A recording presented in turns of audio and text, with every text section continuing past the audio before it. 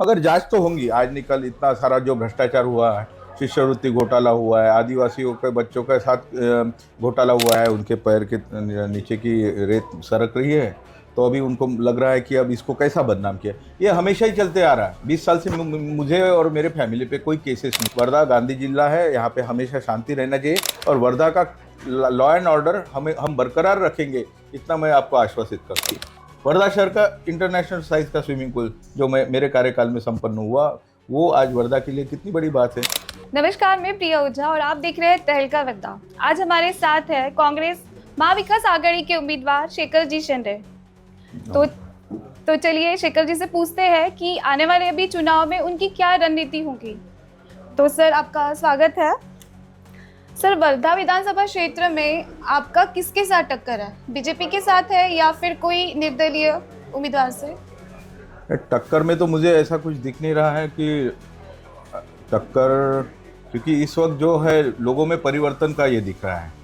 अब टक्कर किसके साथ होने जा रही है कुछ बता नहीं सकता मैं, मगर जिस तरह किसानों के प्रश्न हैं, बेरोजगारों के प्रश्न हैं, यहाँ पे उद्योग धंधे आए नहीं, यहाँ के विकास में जो भ्रष्टाचार हुआ है, ये सारी चीज़ें देखते हुए ये दिख रहा है कि लोगों में एक बदलाव, ये महाराष्ट्र में ये भ्रष्ट सरकार जो है महायुति की, इसको हटाना जनता चाह रही है और महाविकास आघाड़ी को बहुमत से इस महाराष्ट्र में विजयी बनाने के लिए प्रयास चालू है, जनता के प्रयास चालू है। और मुझे इस वक्त ऐसा माहौल जो है, जो जिस तरह लोकसभा में हमारे यहाँ अमर काळे जी को महाविकास आघाड़ी इंडिया अलायंस के उम्मीदवार करके जिताया है लोगों ने, उसी तरह मुझे भी लग रहा है कि इस वक्त वही उसी तरह से माहौल बना हुआ है और लोग इस वक्त मुझे भी माने महाविकास आघाड़ी का उम्मीदवार करके मुझे जिताएंगे। जी सर, अगर आप इलेक्शन चुनकर आते हो तो वर्धा की कौन सी समस्या पे सबसे पहले ध्यान जाएगा आपका? इलेक्शन चुनकर आता हो तो मैं पहले वर्धा के शहर के विकास में जिस तरह से रास्ते खराब हुए उसको ठीक करना, अच्छे से करना है। यही नहीं कि रास्ते पे रास्ते बनाना है, डामर डालना है। वर्धा के लीज के जितने भी प्रश्न हैं, लोगों को लीज के पट्टे नहीं मिले, घरकुल नहीं मिले हैं, लोगों को गुमराह किया जा रहा है। जो विधायक हमारे हैं उन्होंने 2-3 बार लोगों को गुमराह किया है। उन्होंने लीज रिन्यूअल भी किया है तो उसमें बहुत सारा पैसा लोगों को भरना पड़ रहा है। उतने पैसे में तो लोगों को माने खुद की मकान माने खुद का हक मिल सकता है, ताकि वो उस मकान की बिक्री कर सके, उस मकान पे लोन ले सके उस जगह पे। तो ये सारी चीज़ें उनको अधिकार मिलना चाहिए। अभी जो हुआ है, इस विधायक ने सारा उन लोगों को गुमराह किया है और सारी जो बेरोजगारी की योजना है, वो बेरोजगारी की योजना उसको वर्धा में उद्योग धंधे लाना है। वर्धा में कोई माने एमआईडीसी को बढ़ावा देना है, वर्धा और सेलू क्षेत्र में भी एमआईडीसी लाना है और यहाँ पे कुछ अच्छे उद्योग धंधे आना चाहिए, इसका मैं प्रयास करूँगा। महाराष्ट्र के अभी 36 बड़े उद्योग दूसरे राज्य में गए, जिससे 80 लाख लोगों को रोजगार मिल सकता था महाराष्ट्र में, मगर वो इस सरकार ने नहीं किया और आज बेरोजगारी दिन ब दिन बढ़ते जा रही है। सिर्फ सरकार ने वादे किया, झूठे जुमलेबाजी किया कि 2 करोड़ लोगों को हम रोजगार देंगे। ये इस चक्कर में लोगों ने सरकार को, मोदी सरकार को चुना था पिछले 10 साल में, पर जब उनको रिजल्ट मिला तो किसान भी नाराज है, बेरोजगार भी नाराज है, मजदूर भी नाराज है, सभी माने जीएसटी से लोग, व्यापारी भी नाराज है। तो इस तरह से लोगों में जो एक सरकार के प्रति जो ये है माने रोष है, वो अभी लोग सामने आ रहे हैं। और इस वक्त भाजपा को भी माने इस देश ने मैंडेट नहीं दिया था और जो मैंडेट मिला था वो मिश्र मैंडेट था। तो नीतीश कुमार जी और चंद्रबाबू नायडू की माने मदद से ये सरकार बनी है, नहीं तो मोदी जी की हवा टोटली पूरी तरह से गुम हो गई है। जी सर, पिछले 10 वर्षों में विविध विकास कार्यों में भ्रष्टाचार हुआ है। अगर आप इलेक्शन में चुनकर आते हो तो क्या आप उस पे जांच करवाओगे? आप भी माने उस बात को मानते हैं कि भ्रष्टाचार हुआ है? नहीं है, वर्धा में ऐसी अफवाह, काफी लोगों का ये सब चीज काफी लोग ये सब चीज बोल रहे हैं। हाँ। तो अगर आप इलेक्शन में चुनकर आते हो तो आप इस पे जांच करवाओगे? बिल्कुल, जो भ्रष्टाचार वर्धा में हुआ है उस भ्रष्टाचार के लिए निश्चित हम जहाँ भ्रष्टाचार हुआ है उसकी हम पूरी जांच करवाने की कोशिश करेंगे और पूरी ताकत के साथ। हमारा माने इसके पहले भी शिष्यवृत्ति घोटाले हुए हैं, ये सारी चीज़ें हैं। तो ये सारे माने अभी सरकार उनकी है, विधायक सत्ता में थे, तो ये सारी चीज़ें दबी हुई है। इनकी इंक्वायरी जो हो रही है वो पेंडिंग में है, ठंडे बस्ते में है। मगर जांच तो होंगी। आज निकल इतना सारा जो भ्रष्टाचार हुआ है, शिष्यवृत्ति घोटाला हुआ है, आदिवासियों के बच्चों के साथ घोटाला हुआ है, ये सारा जो हुआ है, SC ST OBC के लड़कों की शिष्यवृत्ति खाई है, ऐसा जो भी है वो तो जरूर आज नहीं कल तो ये भंडाफोड़ तो होने ही वाला है, कार्रवाई होने वाली है और निश्चित रूप से हम उसका प्रयास करेंगे। सर, जैसे आपके कुछ विरोधियों का या वर्धा के कुछ लोगों का ऐसा कहना है कि अगर आप इलेक्शन चुनकर आते हो तो वर्धा में गुंडागर्दी बढ़ेगी, तो इस पर आपका क्या कहना है?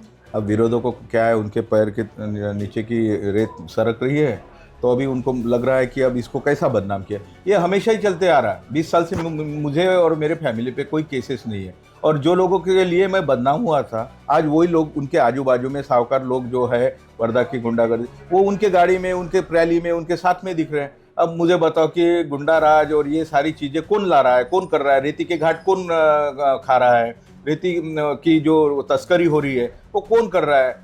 भ्रष्टाचार की जो ये हो रही है, चर्चा हो रही है, वो किसकी हो रही है? मेरी हो रही है। मैंने तो अच्छे अच्छे विधायक काम किए। मुझे और मेरे परिवार पे एक धब्बा भी नहीं है कोई माने इसका, भ्रष्टाचार का या गुंडागर्दी का। मैंने बताओ ना, कहा 20 साल में मैं पुलिस स्टेशन में कदम नहीं रखा कभी 20 साल में, कि किसी के लिए गया नहीं मैं कोई माने झगड़े और इसके लिए। हाँ, किसी पे अन्याय होता है तो जरूर उसको मदद करेंगे, गरीब पे, इस पे, उस पे, पर ये गुंडा राज और ये सब चीज़ें अपना यहाँ का ये कल्चर नहीं है। वर्धा गांधी जिला है, यहाँ पे हमेशा शांति रहना चाहिए। हाँ, गुंडा राज कौन करते, ये लोग जाति जाति में ये करना है, वो करना, भड़काना, ये सब धंधे ये भाजपा वाले कर रहे हैं। तो ये भी एक गुंडा राज ही है कि लोगों को भड़काना, ये कौम के बारे में, उस कौम के बारे में। तो ये धंधे जो कर रहे हैं वो अच्छे नहीं है। वर्धा अपना देश ये संविधान पे चलने वाला है, सनातन पे चलने वाला नहीं है, और हमें कॉन्स्टिट्यूशन की रक्षा करना है, लोकशाही की रक्षा करना है, और वर्धा का लॉ एंड ऑर्डर हम बरकरार रखेंगे, इतना मैं आपको आश्वासित करता हूँ। सर, आप नगर अध्यक्ष थे, तब आपने वर्धा के लिए क्या किया है? क्या किया है? इतनी बड़ी आज वर्धा शहर में पानी की माने जो किल्लत थी, मैंने वर्धा की पानी की समस्या ये किया है, इलाकेली से पानी लिफ्टिंग करके हमने ITI की टेकड़ी पे फिल्ट्रेशन प्लांट लगाया है। उससे वर्धा की जितनी भी पानी की टाकियाँ है, उसके साथ मैंने 4 पानी की टाकियाँ वो जो मैंने स्कीम यहाँ पे मंजूर करवा के लाया था, पानी की टाकियाँ पूरी ये लाके वर्धा शहर को पूरा पानी आज जो मेरे नगराध्यक्ष काल से मिल रहा है ना, आज लोगों को पानी की किल्लत नहीं है। ठीक है, इन्होंने जो अभी अमृत योजना लाया, पानी 24/7, वो योजना का तो इन्होंने पूरा भ्रष्टाचार में ख़त्म कर दिया। वो योजना दिख ही नहीं रही, नल भी नहीं लगे। अमृत योजना, गटर योजना, ये सारी पूरी गोल कर दिया इन लोगों ने। और दूसरी मेरी उपलब्धि, वर्धा शहर का इंटरनेशनल साइज का स्विमिंग पूल जो मेरे कार्यकाल में संपन्न हुआ, वो आज वर्धा के लिए कितनी बड़ी बात है। आज बड़े बड़े ये कॉन्स्टिट्यूंसी में एक स्विमिंग पूल नहीं इंटरनेशनल, वो स्विमिंग पूल मैंने इतने साल पहले मैं जब नगराध्यक्षता बनाया, तो ये उपलब्धियां है, मैंने काम किया है। और मेरे को अगर ये इस वक्त विधायक का अगर मेरे को लोग चुनकर देते हैं, तो देखिए फिर जब मैं नगराध्यक्ष के तौर पे जब मैं इतना बड़ा काम कर सकता हूँ, जो काम आज तक कोई MLA ने भी नहीं किया और कोई नगराध्यक्ष ने भी किया, तो उससे ज़्यादा काम तो मैं कर सकता हूँ। और मेरे को भ्रष्टाचार का विषय नहीं, मेरे को मेरे परिवार का नाम रखना है, मेरे को मेरे पिताजी की जो बनी बनाई इज्जत है जो वो बरकरार रखना है। तो मुझे मेरा परिवार जो है लोगों की सेवा के लिए पूरा माने ये अर्पित है, तो मुझे मेरे परिवार का नाम खराब नहीं करना है। ये लोग ठीक है, ये लोग जो मुझ पर जो भी कीचड़ उछालते हैं, तो जनता अभी समझ गई है कि ये चुनाव आने के वक्त ही ये सब करते हैं, और जनता अभी उनके जो ये झूठे वादे और अपप्रचार, इस पे जनता अभी आने वाली नहीं है। तो ये थे कांग्रेस महाविकास आघाड़ी के उम्मीदवार शेखर जी शेंडे। धन्यवाद। धन्यवाद।